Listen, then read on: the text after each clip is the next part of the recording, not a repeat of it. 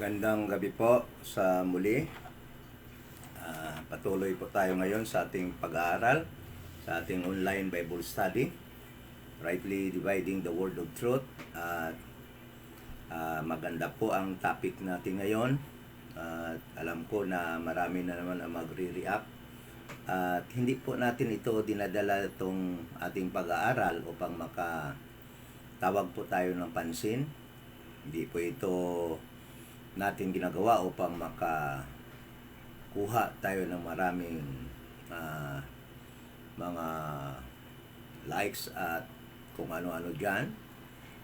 Ginagawa po natin ito upang maituro po ang katotohanan sa pamamagitan ng pag-aaral ng ating Bible, rightly divided. Yan po ang ating purpose at objective po sa ating pag-aaral. Wala po tayong pwedeng ipagmalaki.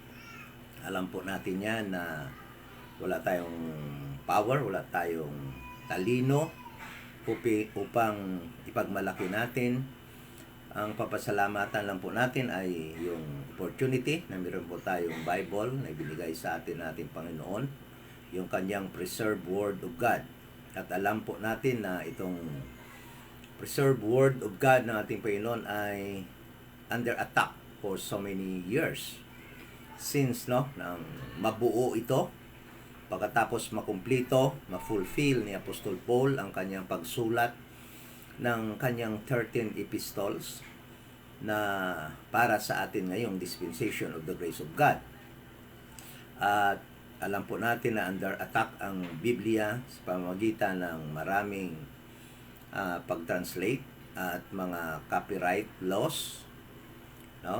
Yung copyright law na yan, yan yung isa sa mga ginagamit ng kalaban upang babago-baguhin at palit-palitan yung ating preserved Word of God. Pero pasalamat tayo na yung Panginoon ay talagang nag-preserve ng kanyang mga salita para sa atin ngayon, at yan ay ipinasulat po niya dyan sa ating King James Bible 1611.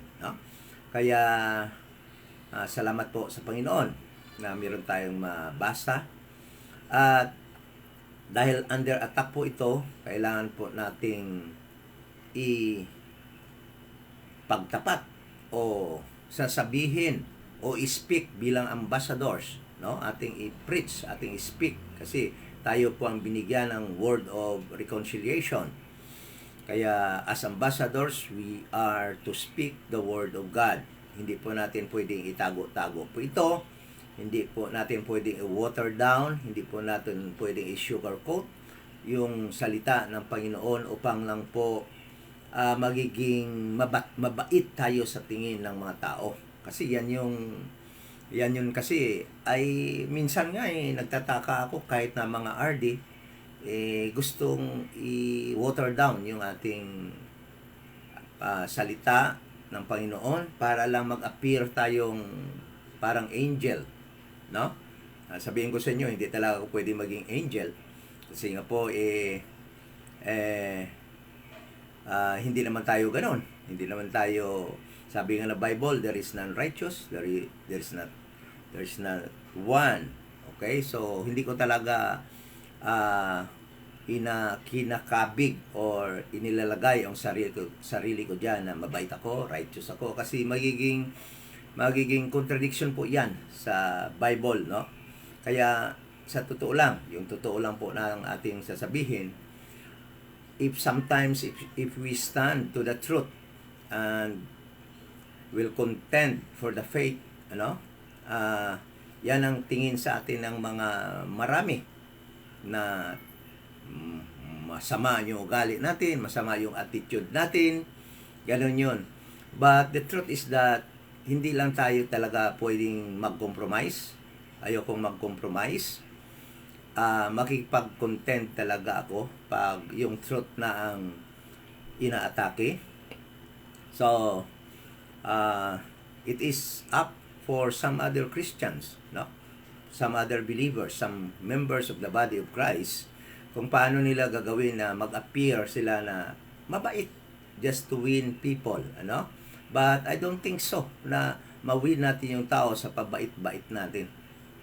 I do believe that the truth shall be preached, shall be told. Yun pa rin ang magandang pamamaraan ng ah, preach ng salita ng Panginoon.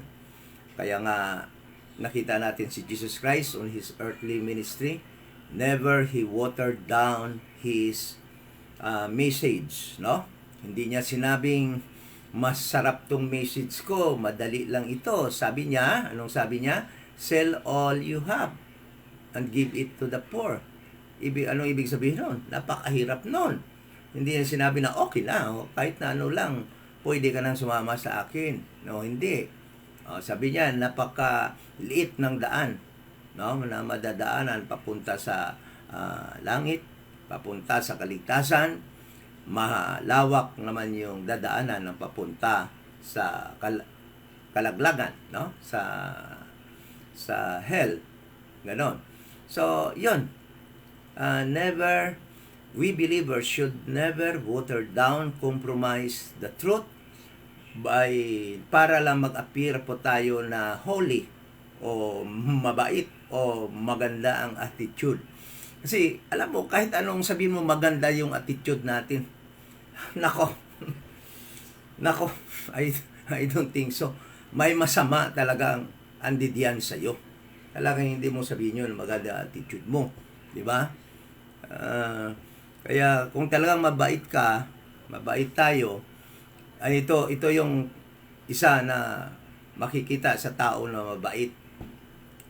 Pag nag-preach ka ng salita ng Panginoon, huwag kang humingi ng pera, huwag kang humingi ng tithe, huwag kang humingi ng offering. Yan yun. Kasi hirap na nga yung tao, hihingian mo pa. Hihingan mo pa ng tithe. Di ba? Kung talagang mabait ka, gano'n ang talagang mabait. Huwag kang pag ikaw ang nag-preach, huwag kang humingi ng pera sa iyong tinuturuan. Yan yung mabait. Kayo, puro pabait-bait. Pero pagkatapos puro tithe naman. Puro pera naman yung hingi nyo sa mga tinuturuan nyo. I don't think so. Gusto nyo lang mag-appear na mabait, para meron kayong madali nyo silang ma-deceive. Dahil nga mabait ka. Bigay natin sabi ni Pastor kasi ang bait naman ni Pastor. Ganon, no? So, ito, pag-usapan natin ngayon, yung topic po natin ngayon ay bakit ba, no? Yung mga church leaders ngayon, preferred talaga nilang tawagin silang reverend, pastors, prophets, evangelists, apostles, no, rather sa tawagin silang bishop. Bakit nga ba? Ano bang meron diyan sa title na 'yan, no? Titingnan po natin kung ano daw ang meron diyan. Na kahit alam naman po natin na itinigil na 'yan ng Panginoon ang pagbigay ng office na 'yan. Hindi ko sinabing itinigil yung sa kanila Apostol Paul kasi andyan na 'yan. Sila na yung mga apostles, prophets, and evangelists and teachers and pastors na ibinigay sa atin. Andiyan na yan sila. Si Apostol Paul, si Silvanus, si Timoteo, si Barnabas, at iba pang mga tinawag ng Holy Spirit, no, na mag-help kay Apostol Paul build the foundation sa early church. No? Kasi pagkatapos nung pagkatapos na fulfill na Apostol Paul ang pagsulat, makumplito ang canon, after natapos at na-reveal kay Apostol Paul yung abundance of revelation at naisulat na niya at dumating niya na yung perfect one, the Bible, the Word of God, okay? Natigil na yung opisina nila. Kasi ibig sabihin, wala na dapat magpatawag pa ngayon ng pastor, apostles, evangelists, prophets, gano'n. No? Dahil nga natapos na yung opisina nila at alam naman natin yun yung sinabi doon sa Ephesians chapter 4 verse 11 to 13. Kaso nga ayaw nila intindihan niya gave, yung word na gave na past tense, ibig sabihin nagbigay. God is not giving but He gave. Tapos na. Kailan yun? Till. Verse 13, till. The word till, hanggang. hanggang, no, or natapos na hanggang doon yung pagbigay niya ng pastors, evangelists, apostles, at niliwanag naman ng Panginoon na ngayon naglagay siya ng office, no, of the bishop. But that office actually is to be desired. To be desired. Kaya kung sino yung gusto mag-bishop, it should be desired. Mag-desire siya. Okay? At mamaya i-explain natin yan. Okay? So, bakit nga ba?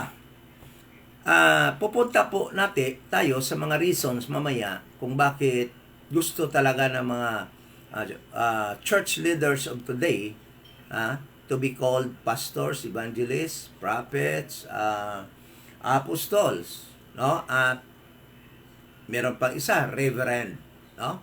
Nakakatakot na yan, reverend. Okay? So, but before that, no? Magandang gabi po sa inyong lahat, sa mga kapatid nandiyan po na sumusubaybay sa ating Bible study online, at sa mga friends natin na makikijoin sa atin ngayon, at sa mga malate mag-join sa atin, gusto ko po ipaalam sa inyo na ito po yung dispensation, Iloilo Dispensation of the Grace of God Bible Church, at dito po tayo sa 7040 7th Street, Lawaan Village, Haro, Iloilo City. Dito po tayo nag-iipon every time na meron po tayong Bible study every Sunday. So, ito po yung church na dito sa Iloilo na nagpi-preach, no? Nagtuturo na ang tao maligtas lamang sa panahong ito ng dispensation of the grace of God.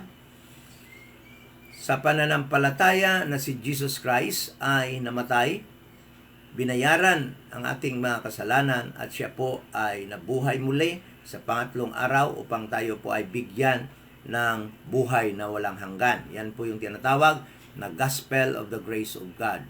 Wala na pong ibang gospel na makaligtas ngayon sa kaluluwa ng tao. Yan lang pong gospel na yan. Kaya po, kung saan man kayo ngayon member ng kung anong denomination, pag kayong denomination kung saan kayo ay hindi yan ang tinuturo na kaligtasan, you better find a church that preaches ng salvation ay sa pamamaraan lamang ng pananampalataya kay Jesus Christ, na siya po ay namatay, bayad na ating kasalanan, inilibing, at nabuhay muli sa pangatlong araw. Yan lang po. That is the very gospel that can save a soul in this dispensation of the grace of God. No other gospel according to Apostle Paul. According to Apostle Paul in Galatians chapter 1 verse 8, even sabi niya, whether angels, we or even angels shall preach to you another gospel, na hindi yan ang na-preach namin sa inyo, sabi diyan, let him be accursed. So, kaya dapat mag-isip na kayo mismo, ito ba yung gospel na naituro ng aming simbahan? Ito ba yung gospel na sinasabi ni Apostle Paul? Kasi kung yung gospel ninyo galing sa Matthew, Mark, Luke, and John, Hebrews, John, Peter, 2 Peter, James, John, 1 John, 2 John, 3 John, Revelation, ay naku po, napakadelikado. Hindi po kayo maliligtas ng gospel na andidyan sa mga books na yan. Kasi nga, reason, andito tayo sa panahon na tinatawag dispensation of the grace of God, the mystery program of God for the Gentiles, for all races of people. Wala po itong pinipili ngayon na time na ito. Ngunit alam po natin na yung mga Jewish people ay nagiging blinded na talaga. Kaya halos sa ngayon ang mga Gentiles lang talaga ang naliligtas. Okay? So before we dive in sa ating study ngayong gabi, Tayo po muna ay mag-pray at magpasalamat po sa ating Panginoon sa isa namang opportunity na yung kanya pong salita ay maituturo po ngayong gabi. Ama na banal, nagpapasalamat po kami sa iyong pagbigay pa naman sa amin ng opportunity, extension ng aming mga buhay, at nagpapasalamat po kami sa mga bagay na iyong ibinigay sa amin, mga material na supply, upang kami po ay masustain ang life namin dito habang dito pa kami sa mundo. At nagpapasalamat din po kami sa mga espiritual na mga bagay na iyong pong ibinigay sa amin, lalo na po sa makapag-aral kami na iyong mga salita, kasama po ang aming mga kapatid online at sa mga friends din po namin. Kaya po, pinabalik po namin sa iyo ang glory sa gabing ito, at nawa po ay may mga kaluluwang maligtas na makapanood ng aming Bible study, ng aming online Bible study, dahil yan po ang aming objective at yan din po ang iyong will sa panahong ito, na ang iyong anak ay maipreach po according to the revelation of the mystery na ibinigay mo po first kay Apostol Paul. Salamat po sa opportunity at sa topic po namin pag-uusapan ngayon. We pray in Jesus' name. Amen. So, let us now consider some reasons, no? Bakit nga ba itong mga church leaders sa panahon na ito, tinatawag natin modern time natin, ay mas prefer nila na tawagin po silang pastor, or yung iba naman apostles, prophets. Meron pa rin nagpapatawag ngayon na prophets, meron din nagpapatawag na evangelist, at mas lalo na kinakabitan pa nila yung kanilang mga titles na yan ng reverend. Okay? So, unang-una, dahil po yan sa maling paniniwala at maling doktrina na karamihan sa mga churches ngayon, lalo na sa mga Baptist, naniniwala po na tayo ngayon sa panahong ito ang spiritual Israel. Yan po dahil po sa mali na replacement theology, no? Na yung mga Gentiles, itong dispensation of the grace of God, tayo po ngayon na andito sa panahong ito ay tayo ang spiritual Israel. Dahil okay, so naputol na naman po tayo ulit. Mukhang mayroong pumipigil yata. Joke. Okay? So, yan po dahil sa maling paniniwala na tayo po ngayon ay spiritual Israel. Because of that man-made doctrine, the tinatawag na replacement theology. Na tayo daw yung pumalit sa Israel dahil ngayong Israel ay naikas or naputol or na-set aside ng Panginoon. Okay? Number 1 yun. Kaya nga, dahil daw tayong Israel ngayon, lahat daw ng blessings and protection na binigay ng Panginoon that God gave doon sa Israel ay nailipat daw sa atin. Pati na yung mga protection na ibinigay sa kanila ni Abraham noon, yung ibinigay sa kanila ni Isaac, Jacob, ay nalipat na daw sa atin ngayon sa panahong ito. Dahil nga tayo daw yung spiritual Israel. Tama ba yun? No? Kaya naniniwala po ang mga denominations sa ngayong panahon na lahat po ng blessings para sa Israel, lahat ng dapat gagawin ng Israel, no, ay dapat gagawin ngayon ng members ng mga church. Okay? Ng members ng mga denomination. Lahat ng dapat gawin ng Israel ay gawin nila, At ang mga leaders naman, yung mga pastors, yung mga prophets, yung mga evangelists, yung mga apostles, ay kiniklaim naman nila na lahat naman ng proteksyon at promise blessing sa kanila ay i-enjoy din nila dahil sila yung pumalit sa mga tungkulin ng mga Jewish leaders na dapat gagawin ng mga Jewish leaders na yan at napunta din daw sa kanila dahil sila na raw ang mga man of God na tinatawag ngayon to lead the church, no? Sa panahong ito ng dispensation of the grace of God. Kaya nga po, lahat ng mga church leaders ngayon, no? Lahat ng mga blessings and promises na ibinigay sa kanila ni Abraham noong time na yon, ibinigay sa kanila na mga protection sa mga taong tinawag noon ng Panginoon to lead the nation Israel habang sila ay nagta-travel galing sa Egypt papunta doon sa Land of Promise. At kagaya ni Abraham, nung promise na protection kay Abraham, nung sila ay iilang piraso pa lamang hanggang sa panahon ni Isaac na sila ay maliit pa lamang ang kanilang number, at kay Jacob, at noong panahon na yon pinoprotektahan sila ng Panginoon at sabi ng Panginoon, touch not my anointed. Hindi, walang tao na touch o makaharm sa kanila noon because they were protected by God. At alam naman natin na yung mga pastors na nag-claim sa panahong ito, madalas nila i-quote yan, yung touch not my anointed, no? Lahat ng blessings, protection, no?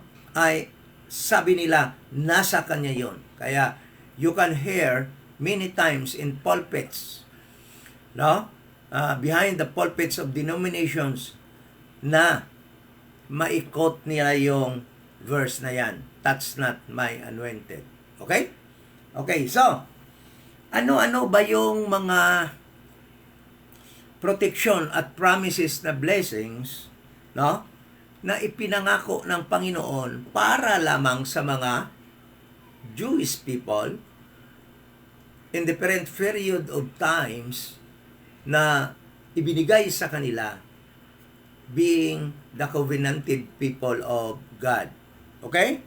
Tingnan natin unang-una na pangako kay Abraham. Okay? Genesis chapter 12 verse 1 to 4. Punta tayo doon. Sabi dito, Genesis chapter 12, at tandaan natin, ito ay pangako kay Abraham. Pero dahil nga na naniniwala yung mga church leaders ngayon at saka members nila, pinaniwala nila that na sila yung Israel, spiritual Israel ngayon, inaangkin din nila itong mga blessing na ito. Sabi dito, now the Lord had said unto Abraham, get thee out of thy country, and from thy kindred, and from thy father's house, unto a land that I will show thee, and I will make of thee a great nation, and I will bless thee, and make thy name great, and thou shalt be a blessing, and I will bless them that bless thee, and curse him that curseth thee. So, oftentimes, madidinig natin ito sa mga pastors, sa mga leaders, dahil nga sila na raw ang spiritual Israel, at itong mga pangako na ito kay Abraham noon, na alam naman natin, nagawa na yan ng Panginoon kay Abraham, na protektahan niya si Abraham hanggang namatay si Abraham. God were able to protect Abraham. Okay? At bless Abraham. So, dahil nga daw sila yung spiritual Israel, ito yung mga pangako dito, kiniklaim din nila. That is why, madidinig mo sila na people should bless them. Or, pag nag-curse yung tao sa kanila, God will curse that person. Ganon sila ngayon. Yung blessing dito para kay Abraham, aangkinin nila. na dapat i-bless kami ng tao bilang pastor dahil pag na-i-bless nyo kami, yung Panginoon i-bless kayo. Okay? Yan yung maturo na madidinig natin sa kanila. Okay? So, isa pa. Isa pang madalas i-claim ng mga church leaders ngayon ay yung touch not my anointed. Tingnan natin dito sa Psalms 105. Psalms 105 verse 15. Sabi dito, touch not, verse 15, saying, touch not mine anointed, and do my prophets no harm. Madalas ito. Pagka yung pastor, o mga church leaders ngayon, medyo nakikita nila na mayroong masamang loob sa kanila na kanilang members, talagang madalas sila ikot ito.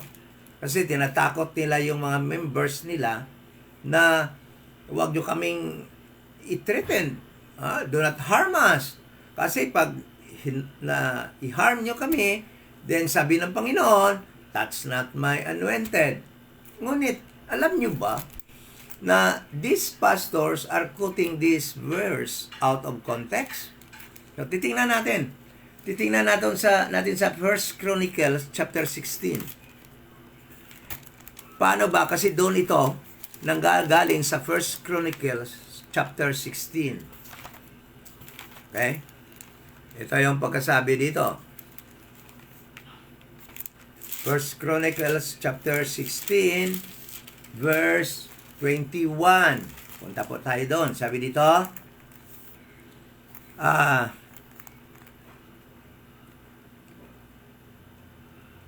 umpisahan po natin dito sa verse 16. Even of the covenant which he made with Abraham, and to his oath unto Isaac.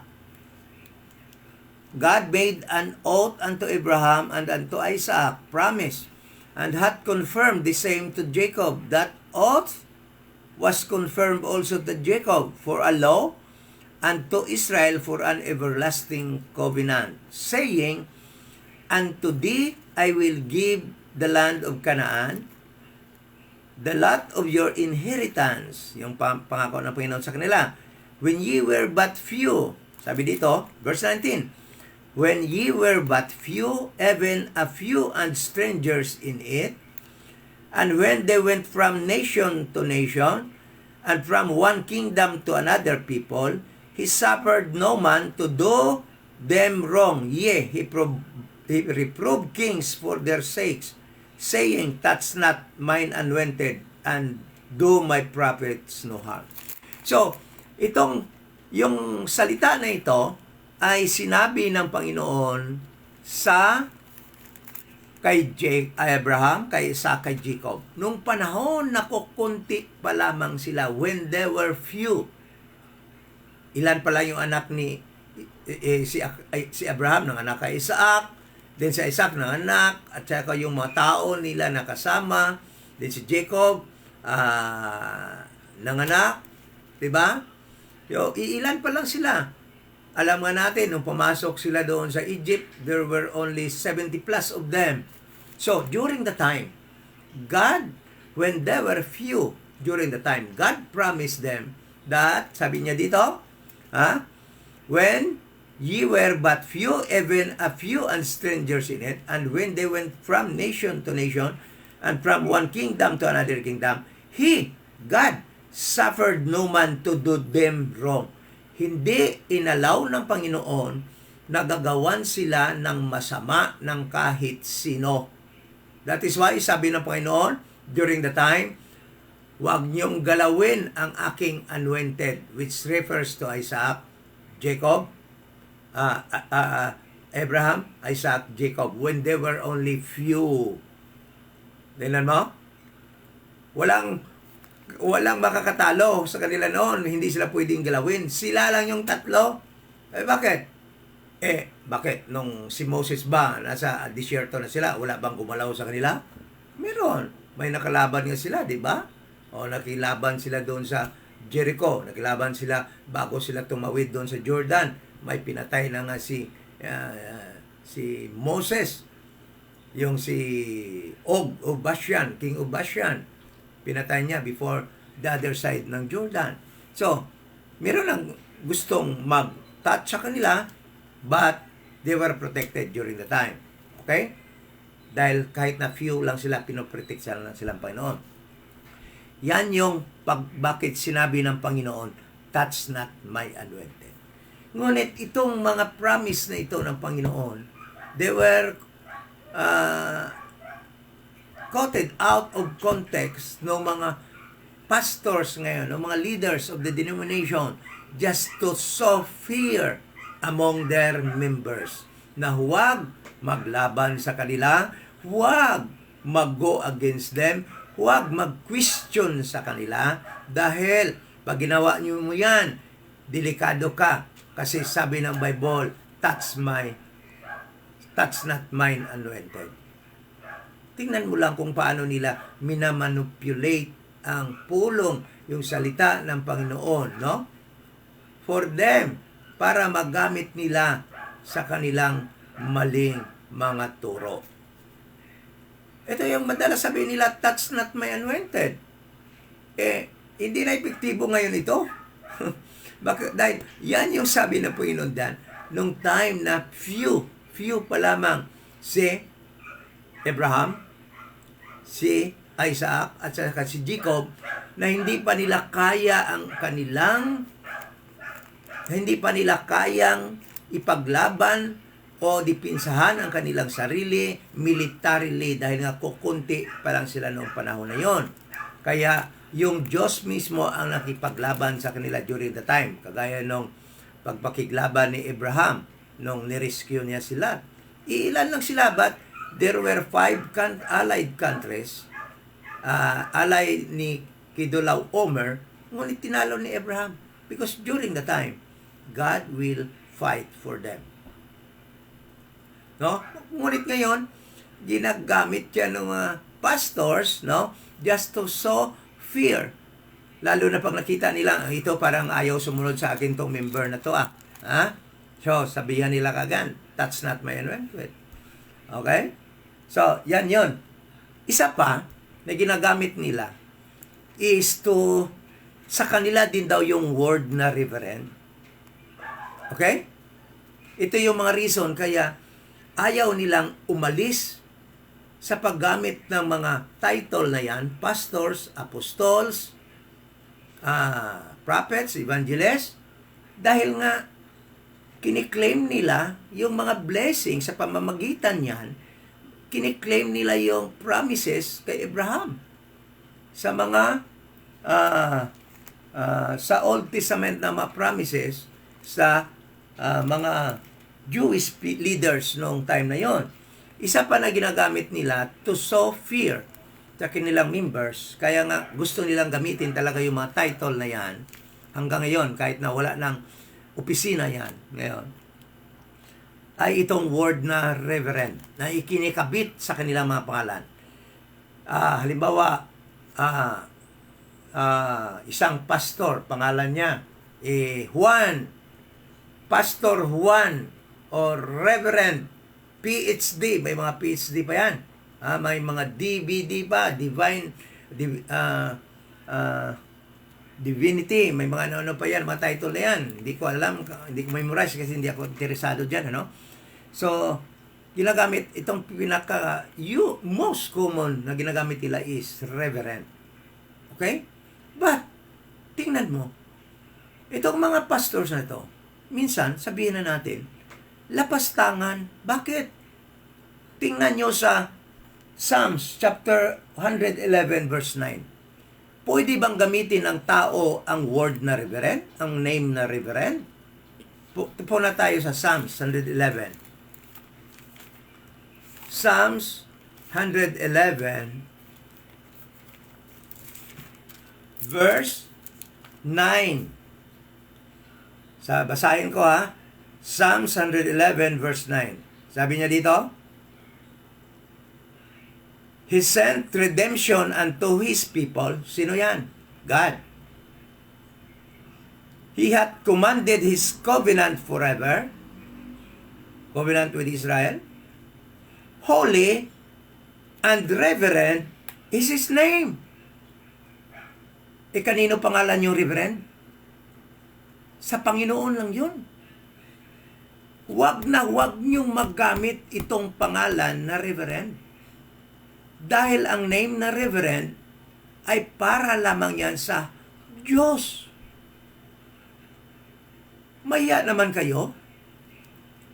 Dahil gusto nyo lang matakot yung mga members nyo sa inyo. Dahil gusto nyo lamang ma-earn ang reverence, ang respect na gusto nyong maangkin, gagamit na lang kayo ng mga title kahit hindi na appropriate na gamitin ngayon. Dadagdagan nyo pa ng pangalan ng Panginoon mismo na reverend. Ha? Mahiya naman tayo. Kaya yung gustong tawagin ng pastor, ito yan Maya-maya, magsiseminar sila kaunti, then magpa-proclaim, magpa-ordained na sila sa mga kasama din nilang pastor, gawin silang reverend. Upang yung kanilang mga members will put them into pedestal na talagang hahangarin at sasambahin na sila ng kanilang member. Kasi yung pastor namin, reverend yun Kita mo lang? Ha?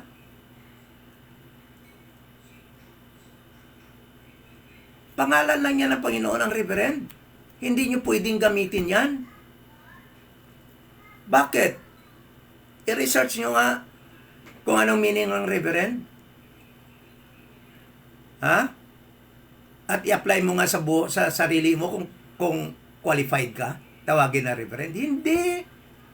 Diyos lang yung tawagin reverend. Dahil yung tinatawag na reverend dapat ay perfect.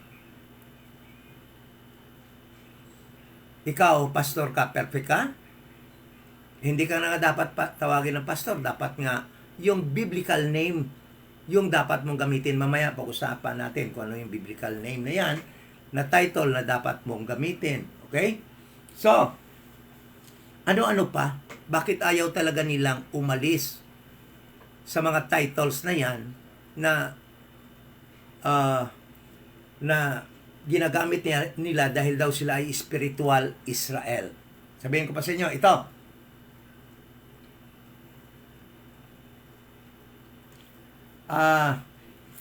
Numbers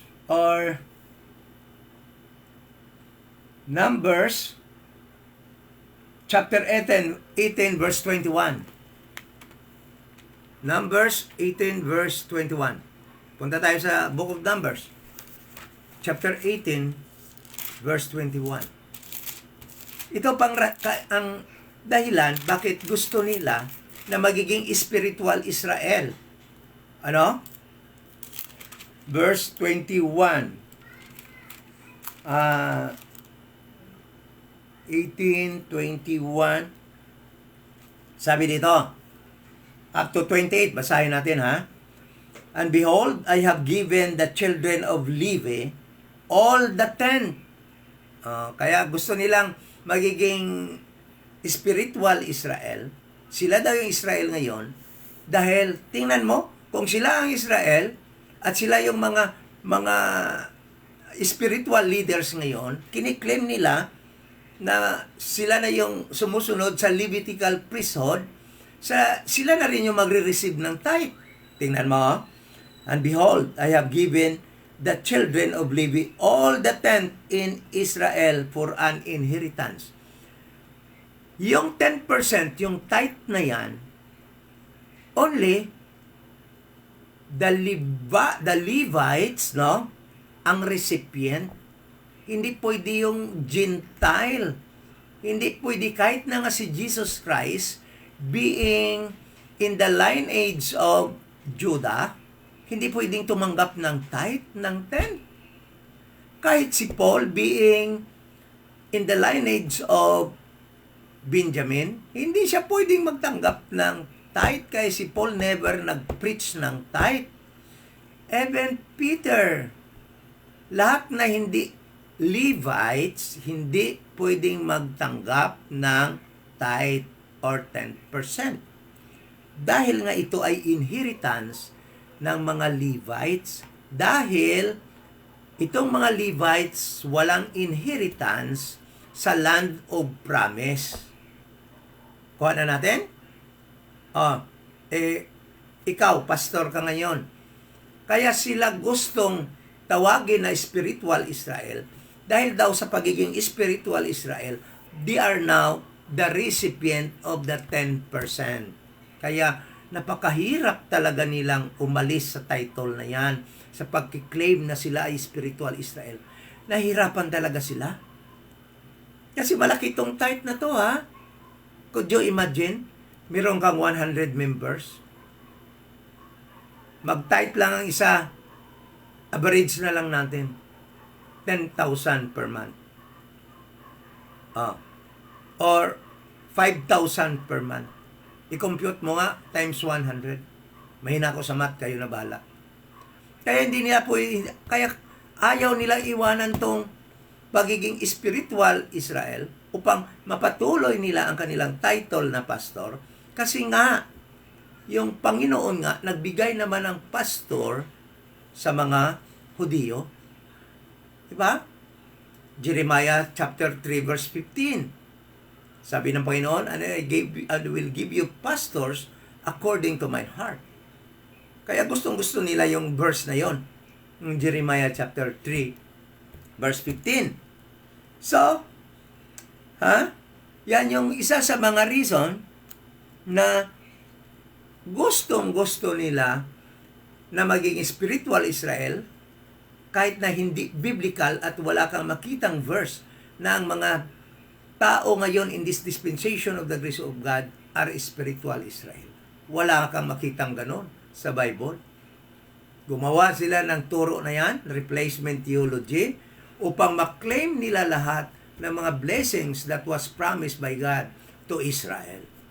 At alam naman natin yan, hindi ginagawa ng Panginoon ngayon yan dahil nga na-postpone yung program para sa Israel.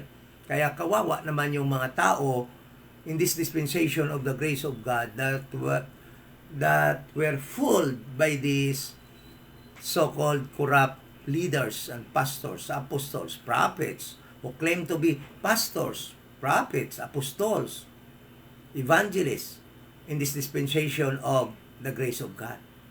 Okay? Let us be true. Dapat magiging totoo tayo. Hindi yung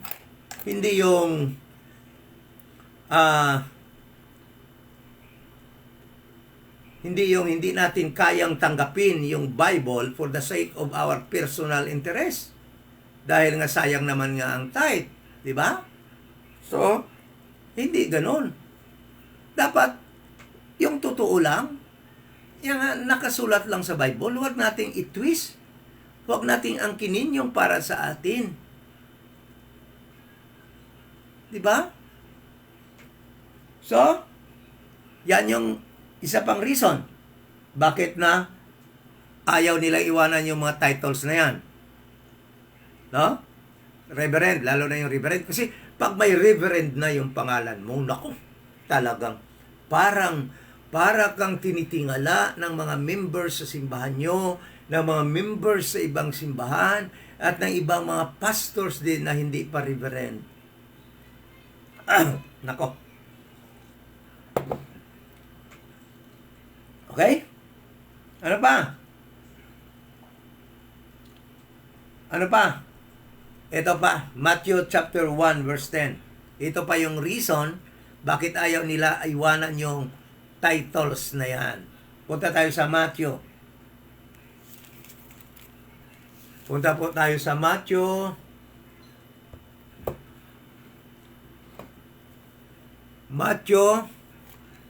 Nako, medyo matagal pala ito. Chapter 23.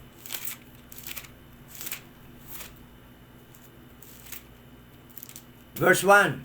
Basahin ko. Basahin ko po. Then spake Jesus to the multitude and to his disciples, saying, the scribes and the Pharisees sit in Moses' seat. Yun. Tingnan mo yung mga priest. Yung mga priest, parang ito yung gusto nila. Ha? Nakaupo sa upuan ni Moses. All therefore that whatsoever they bid to observe, that observe and do, but do not ye after their works, for they say and do not. Diba? Ganito rin. Gustong-gusto dito ng mga pastors, ng mga apostles, ng mga prophets, ng mga evangelists. Ha? Anong sabi dito? All whatsoever they bid, you observe. Kung ano yung sasabihin nila, ano yung tuturo nila, ginagawa ng kanilang mga members. Kasi nga, they are pastors. They are the spiritual leaders of the church ng spiritual Israel. Yun. Ano pa? Sabi dito, for they bind heavy burdens and grievous to be borne and lay them on men's shoulders, but they themselves will not move with one of them. Tingnan mo to. Tingnan mo to. Punta ka sa isang denomination, lalo na yung Baptist. Bakit Baptist yung in-example ko? Kasi galing ako sa Baptist. Alam ko yun. Okay? Ang daming ipinapatong, pinapagawa, pinapasunod na wala naman sa Bible. Okay? Kung ano-anong pinapasunod. Meron pa nga mga denominations, mga Baptist denominations, na yung member na dalaga, pag nag-nubyo, mag-boyfriend, magpapaalam pa sa pastor. Anong tawag doon? Control. So much control. Kung magnobya na yung magnobya na yung members na lalaki, kailangan magpapaalam pa sa pastor na ano na siya, tawag doon, manliligaw na siya. At kung sino yung panliligawan niya, kailangan magpaalam pa sa pastor. Oh, di ba? That is control. Pati yung isusuot mo lahat-lahat, kailangan kontrolado ng pastor. May mga church ordinances na dapat sundin mo. What is that? That is control. Oh, but according to our Paul, our apostle, in this dispensation of the grace of God, we have freedom in Christ. Meron tayong freedom kay Kristo. Ha? Bakit tayo kinokontrol ng mga leaders na to? Dahil nga, dyan sa mga title nila na yan. Ha? Kaya ayaw nila iwanan yung mga title na yan. Pastors, apostles, evangelists, ano pa? Prophet, no? So, tingnan mo. Ang daming ini-impose. Meron nga akong alam na na Baptist Church dito sa Iloilo. Hindi ka pwede mag-short. Hindi ka pwede sumuot ng pantalon na lampas. Ano ba naman yan? Meron ba yan sa Bible na hindi ka pwede magsuot ng pantalon na lampas tuhod? Na hindi pala lalampas sa tuhod? Kailangan talaga lampas sa tuhod kasi pag nakita na laro yung tuhod mo, abomination na yan. Tingnan mo lang yung kalukuhan na yan ng mga, no? Na mga pastors. Ano pa? Ang dami pa na mga ini-impose nila. But, tingnan natin. Yung mga ini-impose nila na so much control sa kanilang mga members, kagaya din ng mga Catholic Church at iba pang mga denominations, when in fact, sabi ni Paul, we have freedom in Christ. No? Tingnan mo. Yan ang control na yan, tingnan mo ang meaning ng cult. Tingnan mo ang meaning ng cult. The word cult, C-U-L-T, means imposing so much control on their members. So, alam nyo, yung gumagawa pala ng mga denomination that are imposing so much control to their members, actually, they are cult.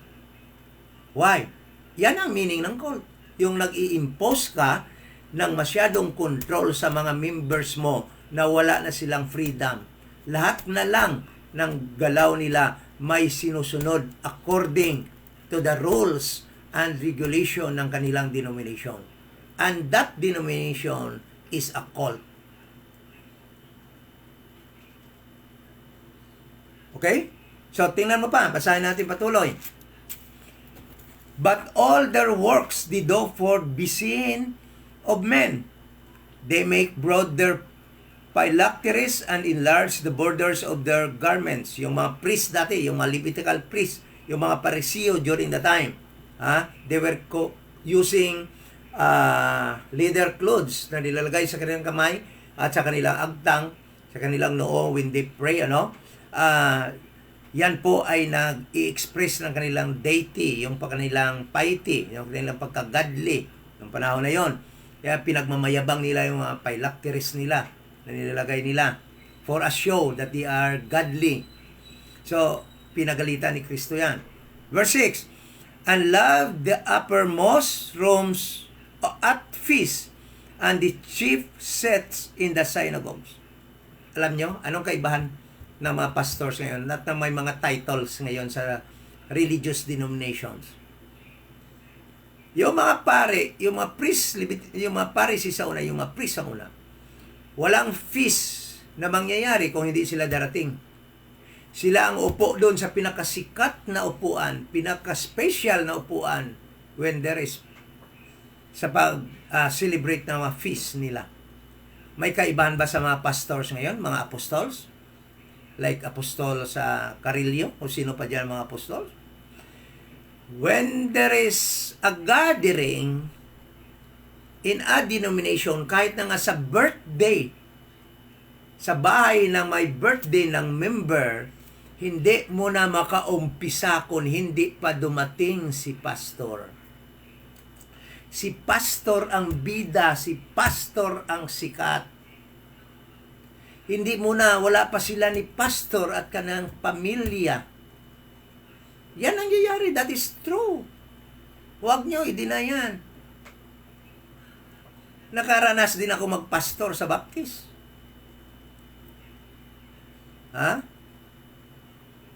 Yan ang nangyayari. Sila yung umu-occupy ng pinakasikat sa mga gatherings. Kaya hindi nila maiwan-iwanan yung title na yan. Pastors, apostles. Those are the reasons. Tingnan mo. Verse 7, and greetings in the markets. Tingnan mo yung mga priest pag pumunta sa market. Padre, Father, Father, Father. Pag dumaan naman yung sunod, Pastor, Pastor, Pastor, Pastor. Sikat na sikat. Pagdaan naman ni Apostol, Apostol, Apostol. Oy, Prophet. Oy, si Evangelist, Evangelist. Kaya nga hindi nila pwedeng iwanan yung mga titles na yan.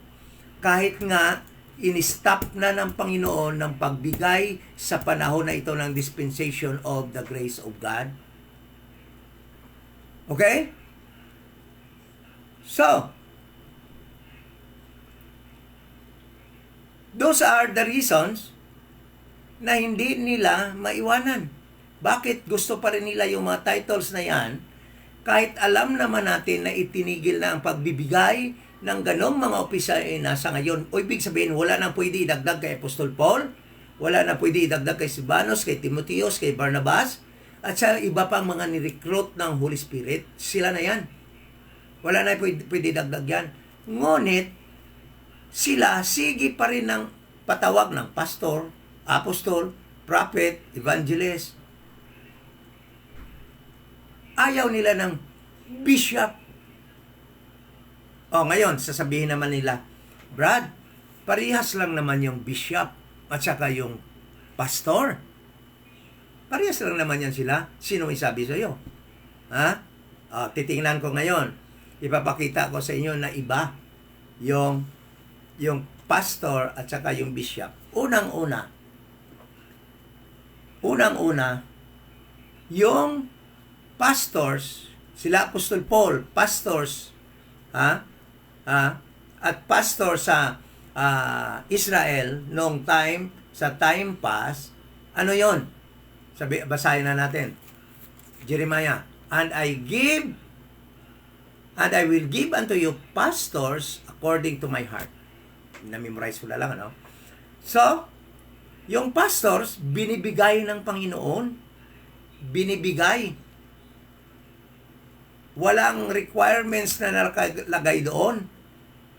Nung ibinigay sila ng Panginoon, wala namang requirements. Doon sa Old Testament, sigurado na ang pastors na yon na binigay sa Israel are all Jewish people. Hindi pwede maglagay ang Panginoon ng hindi Jewish. No? Yan. Pagdating naman dito, sa kay Paul, mirong Jewish, mirong hindi Jewish. Kagaya ni Timothy, mistizo. Ang kanyang mama ay Jewish, ang kanyang papa, Greek. Si Silvanus, Gentile. Okay? Although si Barnabas was a Jew, but in the dispensation of the grace of God, pwedeng Gentile. Noon sa panahon ni Paul, no? Kasi, yun na nga, si Silvanus, si Timothy, hindi naman puro Jew. Ngunit, wala ka namang makikitang requirement na ibinibigay kung ano talagang requirement nung time na yon. Okay? Ngunit, yung bishop, kaya iba yan talaga ang bishop dahil merong requirement, merong qualification. Yung mga pastors, wala, basta na lang ibigay ng Panginoon, siya yung nagpili. Ha? Sabi dito sa Ephesians, sabi doon sa Jeremiah chapter 3 verse 15, and I will give you pastors to Israel, bigay ng Panginoon. Hindi tao ang nagpili, hindi mga Jewish ang nagpili, hindi citizen ng Israel, kundi ang God mismo ang nagbigay ng pastor. Okay? Dito naman sa dispensation of the grace of God, Panginoon din ang nagbigay. Sabi dito, sa Ephesians chapter 4, sabi dito, basahin natin. Ephesians chapter 4 verse 11, and He gave some apostles and some prophets and some evangelists and some pastors. So, binigay din ng Panginoon. Walang nilista na requirements yung pastors na ibinigay niya sa dispensation of the grace of God to edify and mature and the body of Christ nung wala pa ang perfect word of God. Okay? Walang requirement. Walang qualification. Basta lang binigay. Si Paul nga kung tutuusin nga, hindi sana qualified yun kasi mananakit tao yun Di ba? Medyo hindi maganda yung reputasyon ni Paul dahil nga yung mga grupo ni Peter pinagbubugbog ni Paul. Ha? Kaya medyo basaguliro si Paul kung tutuusin natin. Ngunit, tingnan natin yung bishop. Ito. Kaya nga hindi pwedeng pareho lang ang pastor at bishop kasi iba yung kanilang qualification. Tingnan mo yung bishop. Yung pastor ibinibigay, yung office of the bishop ay hindi ibinibigay ng Panginoon kung kanino mang tao. Wala siyang pinipili na tao. Tingnan mo. This is a true saying, if a man desire the office of a bishop, he desireth a good work. So, a man should desire. Hindi siya ibinigay ng Panginoon, hindi siya tinawag ng Panginoon para mag-bishop, kundi a man should desire. Kaya kung sino man yung mag-desire na magiging bishop, umupo sa office of the bishop to lead the local church, no? Halimbawa, no? Is that person, hindi yan tatawagin ng Panginoon, hindi yan i-give ng Panginoon sa local church. Kundi, ano gagawin ng Panginoon? Open ang office of the bishop, but a person na mag-bishop should desire for that position. Bakit? Bakit nga ba gusto ng Panginoon mag-desire ka lang? Kasi, pag ibinigay ng Panginoon, kagaya ng sa Israel, kagaya nila Abraham, no? Mga man of God, noon na tinawag, kaakibat noon ang protection and material blessings. Kaya si Apostol Paul, Yan yung mga pastors doon sa Israel sa time past.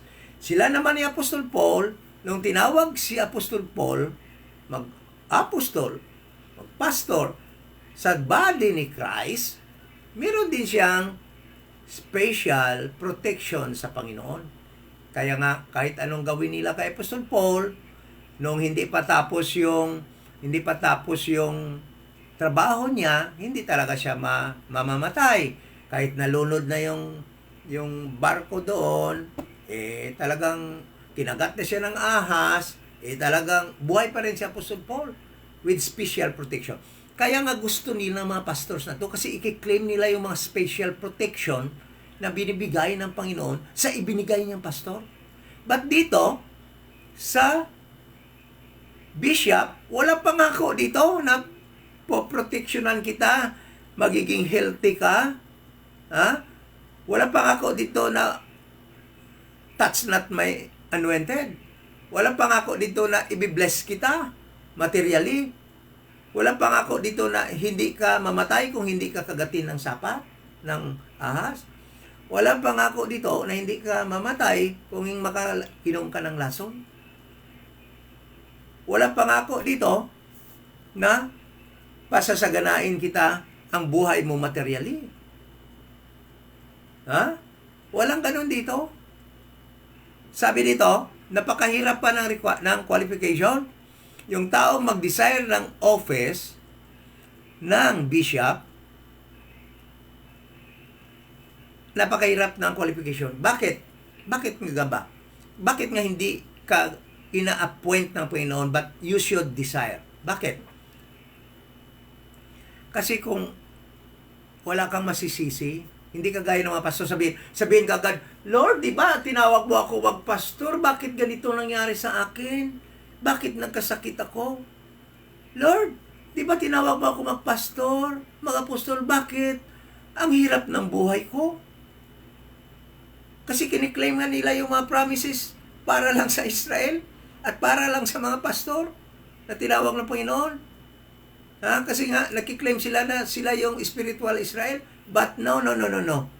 Hindi tayo spiritual Israel ngayon. We are in this dispensation of the grace of God na mayroong separate na instruction, separate apostles, separate titles.